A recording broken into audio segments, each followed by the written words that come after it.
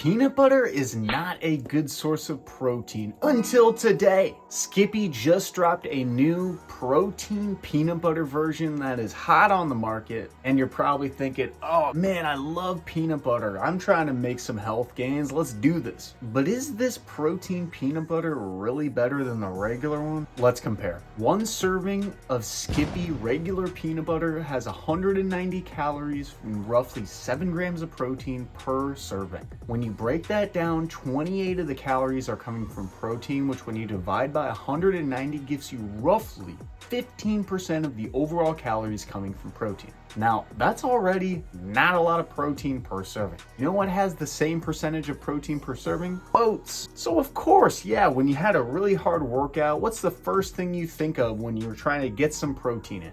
Big bowl of oatmeal. Absolutely not. But this high protein version of the Skippy peanut butter might be the solution. One serving of this peanut butter consists of 210 calories and roughly 10 grams of protein per serving.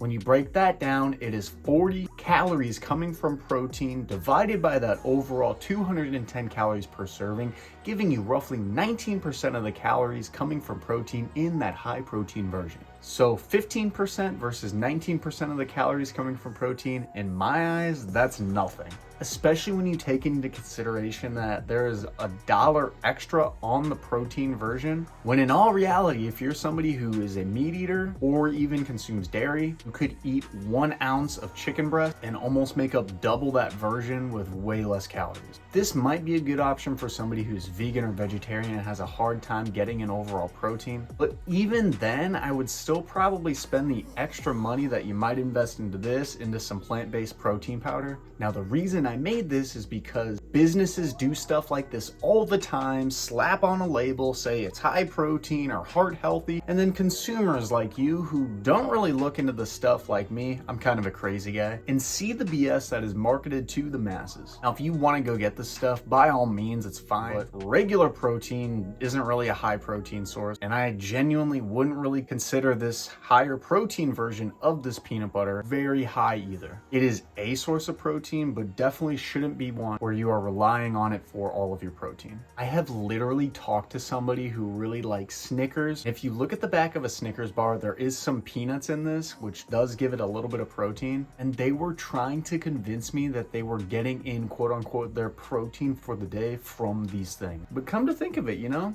I might start doing that. 5,000 calories of candy bars every day to get 50 grams of protein. Seems good to me. But anyway, Skippy, if you guys want to sponsor this video, I'll definitely take it down, no problem. I'll give you guys all the credit. I love peanut butter, but I definitely don't rely on it as a good source of protein.